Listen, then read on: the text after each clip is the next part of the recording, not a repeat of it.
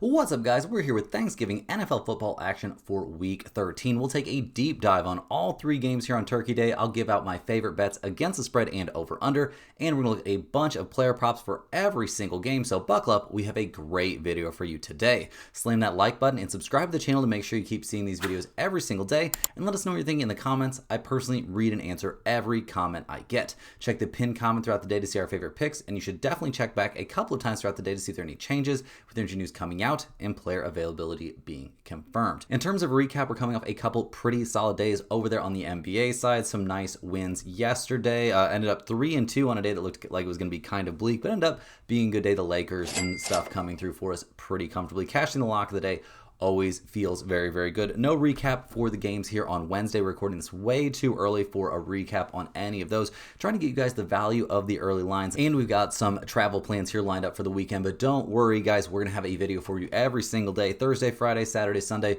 You'll be getting a video from us every single day covering all the sports you could possibly want. So let's go ahead and dive in. Let's get after it. We've got three very nice games here on Thanksgiving, and first up, we're going to be looking at one of the classics. We've got the Green Bay Packers going on the road here to take on the Detroit Lions. The Packers come into this game 7-3-1 on the season. They're just that one tie behind the Chicago Bears for the top spot in the NFC North. Not like the NFC North's been quite as good as we expected this season. Definitely some steps taken backwards for this, just in general for the NFC North. But the Packers come into this one playing okay. They won 2 in a row, taking down the Giants and the Minnesota Vikings. So well played there. Although let's not get too excited about either one of those wins. The Giants obviously not a great team this year, and their win over the Vikings, I mean, they did win this game, but they got an awful lot of help there from J.J. McCarthy. Got to mention that. Now, in the win, Jordan Love continues to look kind of weird, kind of pedestrian, not really what we expected coming into this year. He was 14 of 21, 139 passing yards, no touchdowns, no interceptions. He ran the ball 3 times for 15 yards, was sacked once. I mean, kind of a mistake-free day, but really not doing anything too special out there. Haven't liked what we've seen from him this year overall. Just has felt pretty pedestrian. The Packers have had to lean on their running game quite a bit and just not getting the job done at the level that we expected him to. I mean, his team's 7-3-1. I'm not going to say too many bad things about Jordan Love, but just hasn't had the growth that we would have expected from him coming into this season. Now, the running game looked very, very good last week. Emmanuel Wilson, 28 carries, 107 yards, and 2 touchdowns. Very good work there. We'll see how many carries he gets in this game. Obviously, we're expecting Josh Jacobs to be back and healthy for this one and taking the majority of the carries. Christian Watson had a decent day, caught 5 out of his 7 targets for 49 yards. Not too bad, but the passing game there for the Packers is leaving an awful lot to be desired these days. So we'll see if they can come up with a little bit more here playing in prime time against the Lions on Thanksgiving. We'll see. We'll see what it looks like. Now, defensively, a very good day, albeit against J.J. McCarthy and the Vikings. They picked off McCarthy twice, sacked him 5 times, only gave up 87 total passing yards. Pretty brutal stuff there. They are also able to shut down the run pretty effectively. And yeah, I don't know if this is a case of the Packers defense having a great day or being great, or is just the Vikings being so inept. But overall, a very good day. You gave up 6 points to an NFL opponent. That is a very good day defensively. As a team, they're 5th in the NFL, giving up 18.4 points per game. So very solid look there. But let's look back at what they've done against some better opponents. They held the Eagles to only 7 points. That was a pretty weird game. They did give up 25 points to the Steelers, although how good are the Steelers? They faced the Cowboys earlier this season, gave up a 40-piece, and when they faced the Lions in the season opener, they gave up only 13 points and a 27-13 win. So at least some reason here to feel confident coming into this game for the Packers. Now, in terms of their injury report, Josh Jacobs is still on there. He's currently listed as dealing with a knee issue. He's officially questionable, but he is very much expected to play in this game. So I think we'll see him maybe not at 1,000%, but pretty close to 100% in this one. The last time we saw him on the field, he only had 7 carries for 40 yards there against the Giants, but was cooking before his injury. So definitely expecting good stuff from Josh Jacobs in this game. In general, we do see Golden questionable. Missing him could be a bit of a problem, although the Packers not a team that's really throwing the ball. He was a limited participant there in walkthrough, so we do kind of expect him to be available. How good will he be? It might not really matter.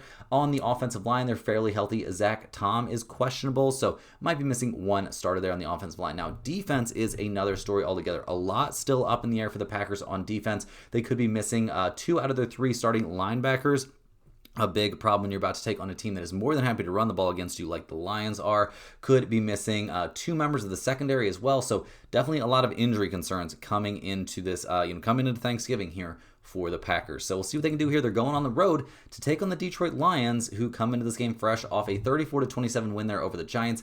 Definitely seemed like it was a look-ahead spot there for the Lions. Seems like they were not super locked in for this game. Expected a big bounce back from them after that 16-9 loss there in Philly, but against the Giants, and they do come out with a win in this game, but it wasn't great. Goff was okay. 2 touchdowns, 1 interception, sacked 3 times, completed 28 of his 42 passes for 279 yards, so not a terrible day. The real motor behind the win for this team offensively was Gibbs. Monster performance, 15 carries, 219 yards, and 2 rushing touchdowns. He just looked amazing out there, looked unstoppable, ripping off that big game-winning run there in overtime. Pretty nuts.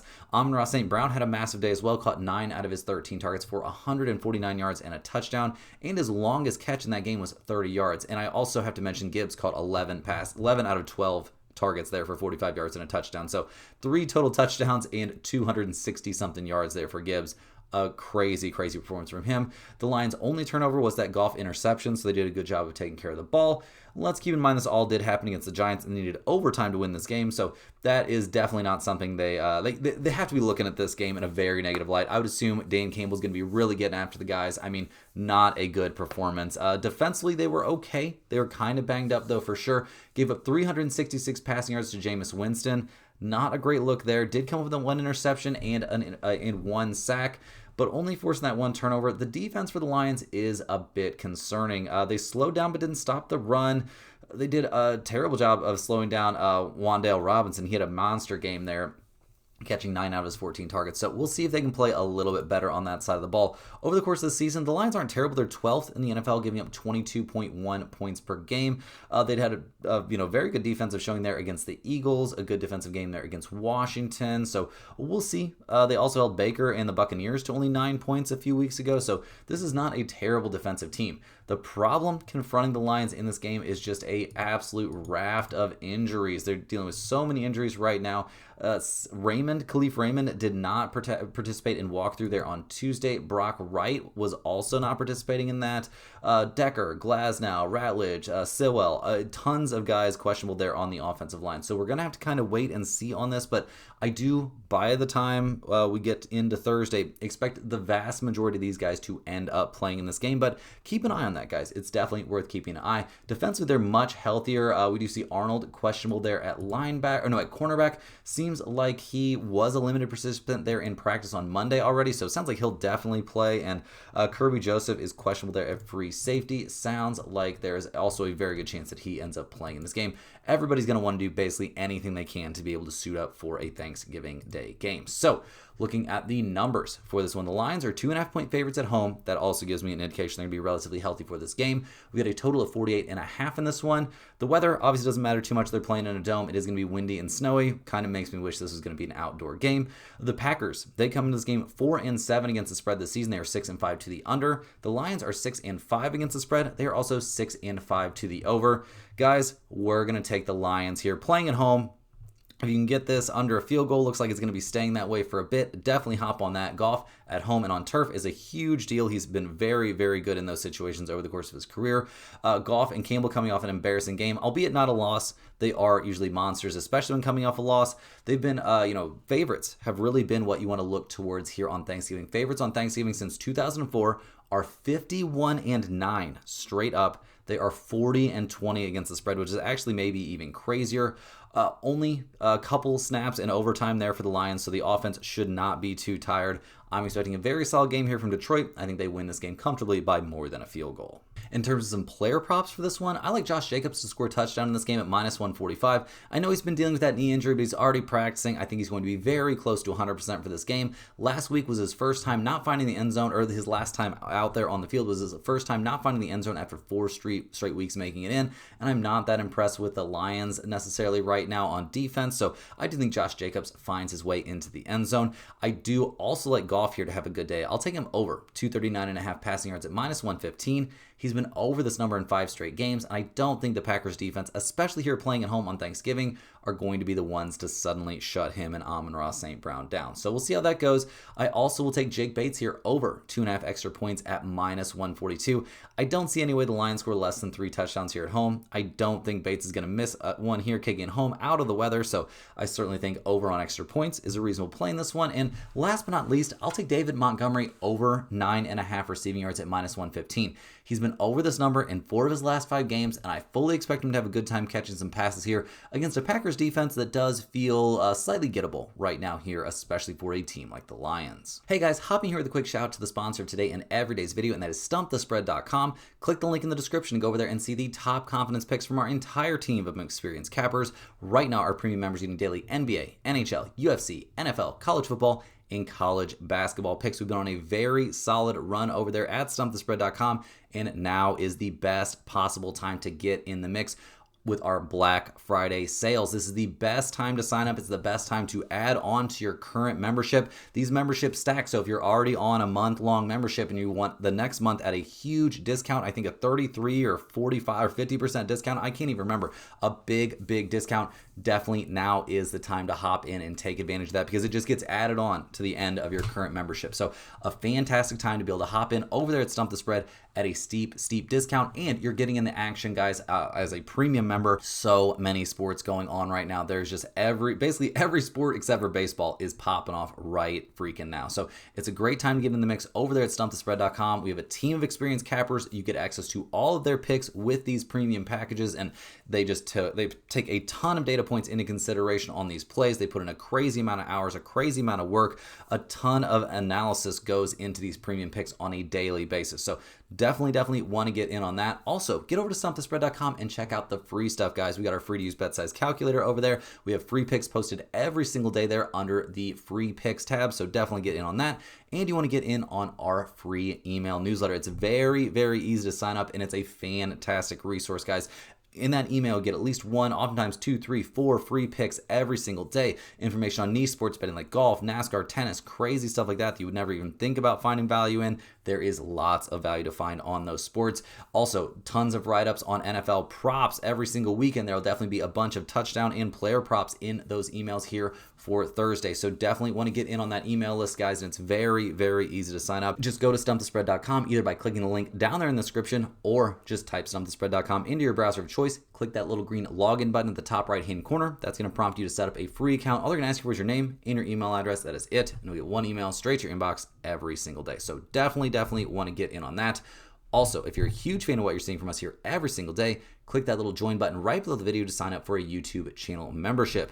YouTube channel members get early access to all of our videos, get their name up on screen in every single video, but maybe most importantly, get access to our members only giveaways. We do a members only giveaway here every single week. The next one will be on Monday. We'll be giving away a Stump the Spread hoodie to one random channel member. We put the name of every single channel member on a big wheel. We spin that wheel live on the video, and whoever it lands on gets that Stump the Spread hoodie mailed straight to their inbox or their mailbox. So definitely get in on that if you're interested, guys. Let's go ahead and dive back in now, though. We've got 2 more big Thanksgiving Day football games to cover. And next up, we're going to be looking at the Kansas City Chiefs going on the road to take on the Dallas Cowboys. The Chiefs come into this game fresh off an absolutely insane win last week over the Colts. We did have the Colts +3, so we'll definitely take it, but that was a nail biter. The Chiefs needed some big mistakes there from the Colts and for everything to work out at the end, and it really did. Well played there down the stretch by Kansas City, keeping themselves very much alive at 6-5 on the season. In that win, Mahomes looked great, except for that one interception. He was also sacked 4 times, but ran the ball 4 times for 30 yards as well.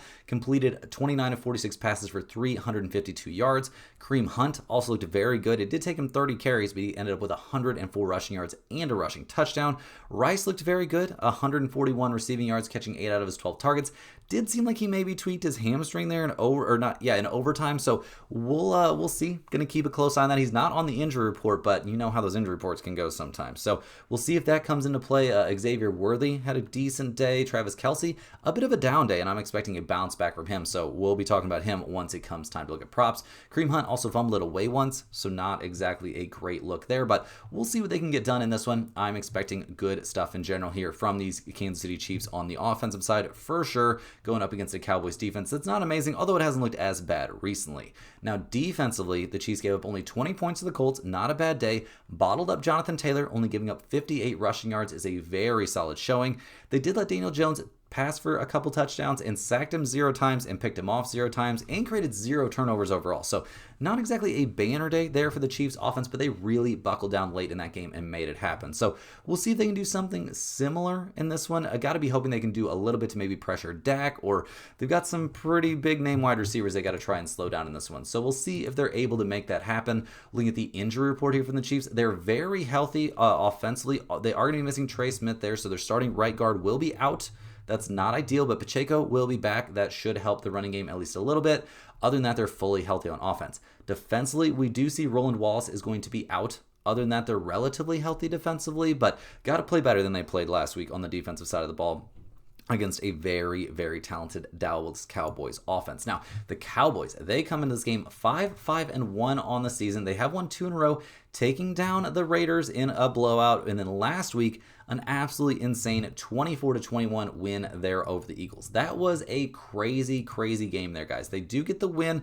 Did they deserve the win? Well, they were down 14-0 in the first quarter and took a bunch of crazy mistakes, fumbles, all kinds of dumb stuff there for the Eagles to eventually lose that game. So the Cowboys do get the win. Dak was good, 354 yards, 2 touchdowns, 1 interception, only sacked 1 time. Very good work there. Javonte Williams, a decent day running the ball as well, 20 carries for 87 yards. Dak actually ran the ball 5 times for 9 yards and a touchdown himself.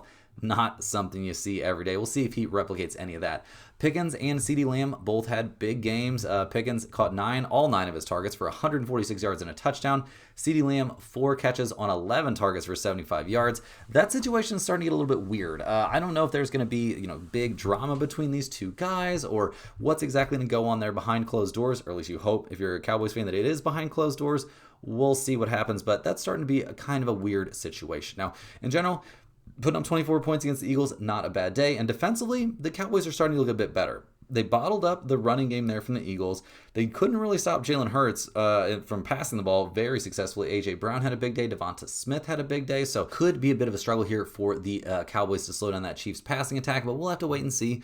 In general, though, we haven't hated what we've seen from the Cowboys defensively the last couple of weeks, but let's keep in mind, they've played the Eagles, who haven't been crazy good offensively recently, and they played the Cardinals, who are terrible. So we'll see what they can get done in this one. Over the course of the season, the Cowboys are 31st, giving up 28.5 points per game, and I don't think that much has changed recently. Now, in terms of an injury report, they will be missing their starting left tackle there, but other than that, they are healthy on offense. Defensively, they're looking relatively healthy as well. Carson could be out there at cornerback, which is not a great look when you're trying to slow down Mahomes and company, but we'll see. A hamstring issue, it does appear that there's a good chance he does end up missing this game. So overall, not super unhealthy there. The Cowboys, they are getting 3 points here at home, although we have seen this number touch 2.5, or if we do see it touch 2.5, this would be a great spot to jump on the Chiefs. We've got a total of 52 in this game. The weather's rainy, no wind, but they're in a dome, so it doesn't really matter at all. The Chiefs are 5-1 against the spread this year. They're 8-3 to the under. Dallas is 6-5 against the spread, 7-4 to the over. Guys, the Chiefs are on short rest this week after playing in overtime. Teams in that spot are generally not very good. They're 6-21 straight up and 5-22 against the spread. I think that's since 2024 or something like that. But despite those trends in the wrong direction, I am going to be leaning towards the Chiefs here. Those trends that we talked about that point towards the favorites here on Thanksgiving still come into play. I will love it if we can get the Chiefs here under a field goal. It's really crunch time here for Kansas City, a team that came into this year with very high expectations and at 6-5 have work to do to make sure they make the playoffs. I think we see a monster game from Mahomes and company, and enough from the defense here to slow down the Cowboys and for the Chiefs to get the win here by at least a field goal, if not more. So I could see this game ending with a push, don't get me wrong, but I do think this is a very good spot to take the Chiefs. You could even take the Chiefs here straight up in this game, just take them on the money line. I've got absolutely no problem with that. In terms of a total here, 52 seems like an awful lot of points. I'm going to lean just a hair towards the under on this one, but not a total here where I'm showing tons of value. In terms of some player props from this game, one of my favorite of the entire day is Mahomes over 3.5 rushing attempts at -155. He's been over this number in 3 out of his last 5 games. Here playing on Thanksgiving, we are very likely to see Mahomes taking off, racking up some serious rushing attempts and yards. Also going against a not great defense should make that even easier for him. I think this is a great spot to back Mahomes' over on rushing attempts.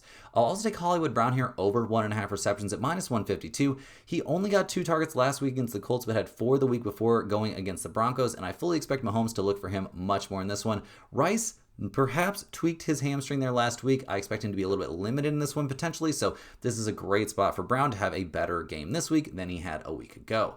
I'll also take George Pickens over 72.5 receiving yards at -115. He's been killing it this season. While the Chiefs defense is good, I think here playing at home, we'll see Pickens go off for a solid game. He's been over this number in each of his last 5 games, and I fully expect another big one from him here, especially on Thanksgiving. Lamb having some drops last week doesn't really hurt this spot for Pickens at all. Maybe he picks up 1 or 2 extra targets. So we'll see if that does come into play. But another spot I think is excellent. I'll take Travis Kelce over 60.5 receiving yards here at -115. He was over this number in 3 straight weeks before going against the Colts, where he struggled a little. Here in primetime, he's in for a big game. I fully expect him to have a shot at a touchdown as well. The main point behind this pick is that he looks better than any of the other pass catching options Mahomes has right now, and it's in his comfort zone. Last but not least here, guys, we're looking at the nightcap game of Thanksgiving, and it's going to be an interesting one. We've got the Cincinnati Bengals going on the road here to take on the Baltimore Ravens. Now, the Bengals are only 3-8 on the season. They come into this game fresh off a pretty disappointing 26-20 win there over the Patriots, where, I mean, maybe disappointing is the wrong word. They kept this game very, very competitive against a much, much better team. So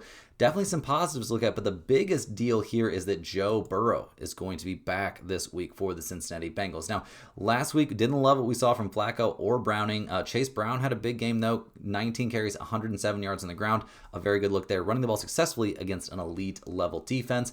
T. Higgins, Mike Gesicki, not amazing numbers there in the passing game, but things are looking different. Maybe not drastically better. Obviously, some big injuries there at the skill positions for the Bengals, but I do think their offense is going to be in better shape this week than it was last week, all things considered, especially considering the fact you are going to have Joe Burrow back and ready to go. That's a big, big deal. So we'll see how things go offensively. I do think they're going to be in for, they've got not the toughest opponent in terms of, the Ravens defense, but we'll see how that all goes. Injuries are going to be a big thing for the offense here for Cincinnati. We're going to look at that here in just a second. Now, last week defensively, they did a good job against Drake May and the Patriots. 1 touchdown, 1 interception allowed.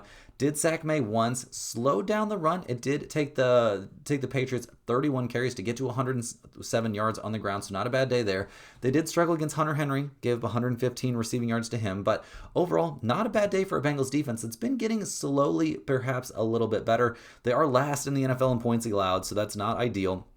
So definitely plenty of problems still for this team, but maybe they're headed slightly in the right direction. Now, the injury report here for the Bengals is a huge, huge deal. Joe Burrow, going to be in there, confirmed, will be starting this game. Chase Brown, healthy and ready to go. Jamar Chase, back and healthy and ready to go. That's a huge, huge deal. Gesicki, also ready to go, and the offensive line is fully healthy. The problem here is T. Higgins will be out for this game, so that's not ideal. They're going to have their full complement of weapons, but with Joe Burrow back out there, I think that is a big, big step in the right direction for the Bengals coming into this game. Now, defensively, there's obviously just the concern that they're terrible over the course of the season, but they've been a little bit better. Trey Hendrickson will be out for this game. Can they have a better day here against the Ravens? Well, we'll have to look and see. There are reasons to think that they might be theoretically capable of something like that, because Baltimore, they come into this game 6-5 on the season, tied with the Steelers there atop the AFC North.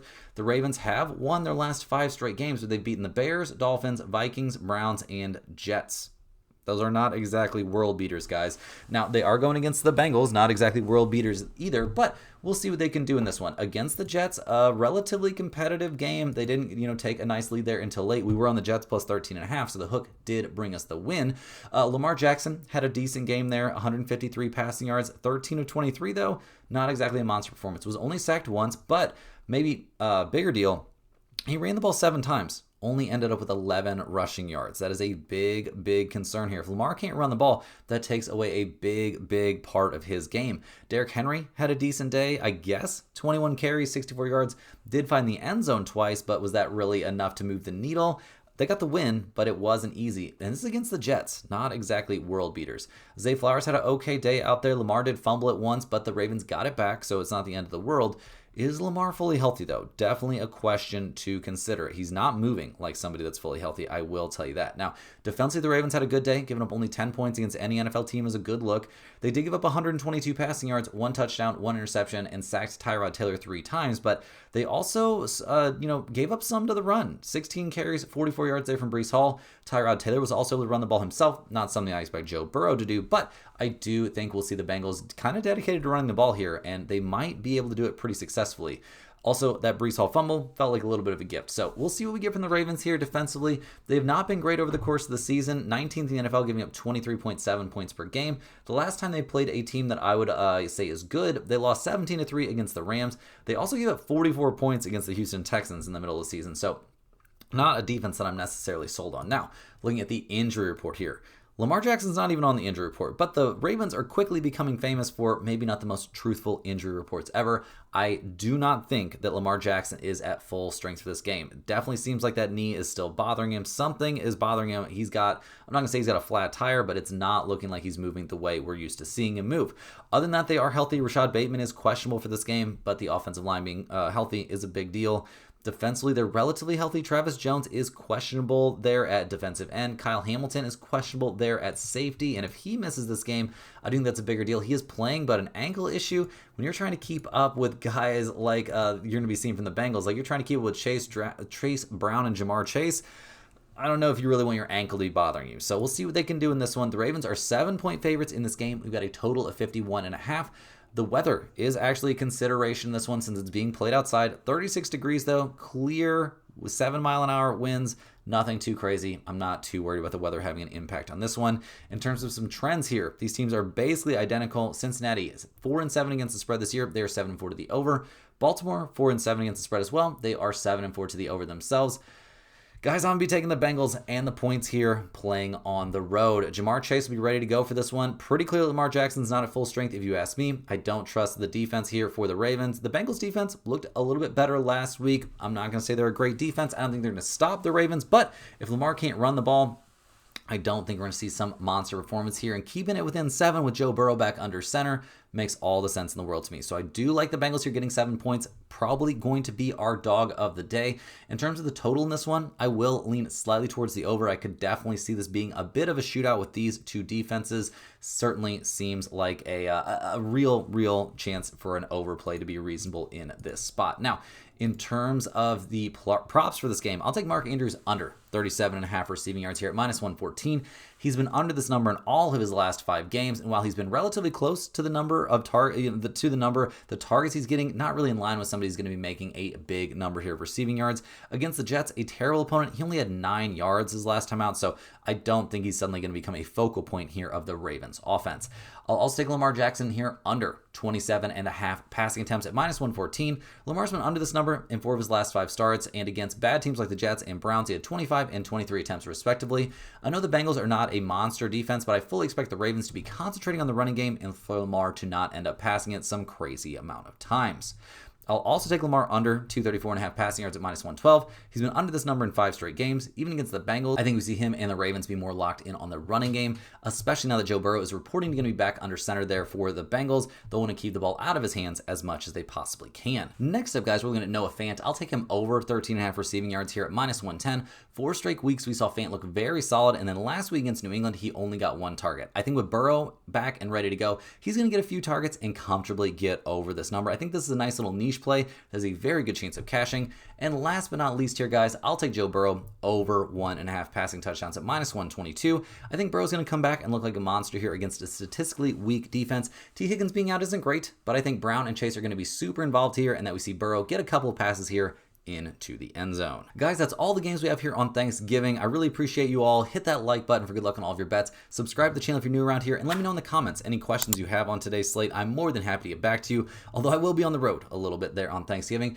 I appreciate everybody watching. You can click the link in the description. Get over there to stumpthespread.com. Take advantage of those Black Friday prices, guys. This is the cheapest, best time to get on board. You got so many games going on, so many different sports going on, and you got the cheapest prices of the year, so definitely get in on that, and they do stack. If you're already a member and you want to stay a member for longer, get that membership at a discounted price. Check out all the free stuff we offer over there. Definitely get on that free email newsletter, and we'll see you guys right back here tomorrow, same time, same place, for more sports betting action.